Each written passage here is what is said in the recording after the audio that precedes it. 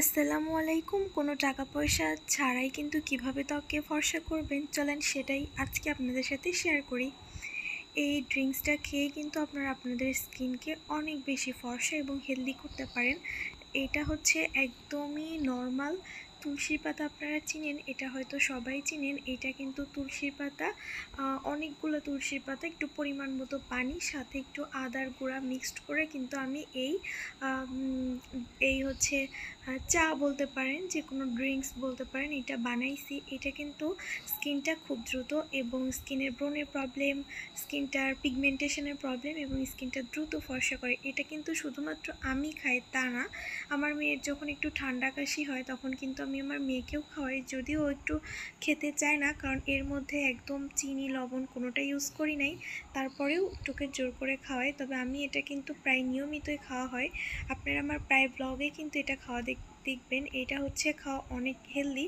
আপনারা চাইলে কোনো টাকা পয়সা ছাড়া যারা ভেতর থেকে স্কিনকে সুন্দর করতে চাচ্ছেন, চাইলে আপনারা তুলসী পাতা এবং আদা আমার মতো এইভাবে তৈরি করে খেতে পারবেন। আর এখানে হচ্ছে আমার মেয়ের জন্য খিচুড়ি রান্না করলাম, পেঁপে আর হচ্ছে মিষ্টি কুমড়া দিয়ে রান্নার জন্য বসিয়ে দিয়ে এখন আমি বাবুকে আবার ঘুম পাড়াতে দিয়ে যাব। আর আজকের ব্লগটা বিকাল থেকেই করলাম, আর বিকাল থেকে শুরু করলাম, কারণ সকালে তো একবার আপনাদের সাথে একটা ব্লগ শেয়ার করছি, ভাবলাম যে বিকালে করি। আমার মেয়ের রাতের খাবারটাতে কি দেই, আর দেখেন এসে দেখি আবার ডাইনিংয়ে সব কিছু অগোছালো করে ফেলছে। এখানে বসে বসে আমার মেয়েটা খেলছে।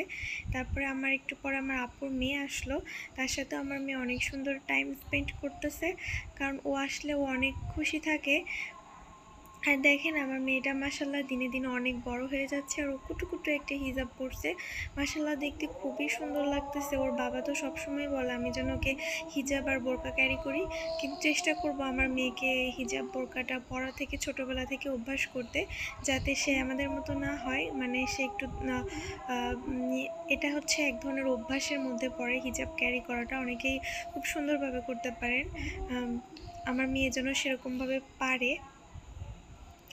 এখানে হচ্ছে সবাই গল্প করতেছিলাম, আর আমার মেয়েটা টুকটুক করে সব কিছু ধরে ধরে দাঁড়ায়, এক পা দুপা করে এখন হাঁটে। আর অনেকে আমার মেয়ের জন্য অনেক অনেক বেশি দোয়া করেন, কমেন্টে বলেন যখন বাবুর কথা, তখন আমার অনেক ভালো লাগে। আপনারা সবসময় আমার মেয়ের জন্য দোয়া করবেন, আমার মেয়ের জন্য সবসময় সুস্থ থাকে। আর রাতে হচ্ছে আমি আর কোনো কিছুই খাওয়া হয় নাই, কারণ আমি একটু ডায়েট করতেছি, কিন্তু ডায়েটের মধ্যেও দেখেন কি পানিপুরি। সবাই খাওয়া শেষে এতটুকুই ছিল আমার জন্য। পানিপুরি কিন্তু আমার খুব খুব খুব পছন্দ। যাই হোক, আজকের ভিডিও পর্যন্ত, পরে কিন্তু আর ভিডিও শ্যুট নেওয়া হয় নাই, বাবুকে নিয়ে আর পারি নাই।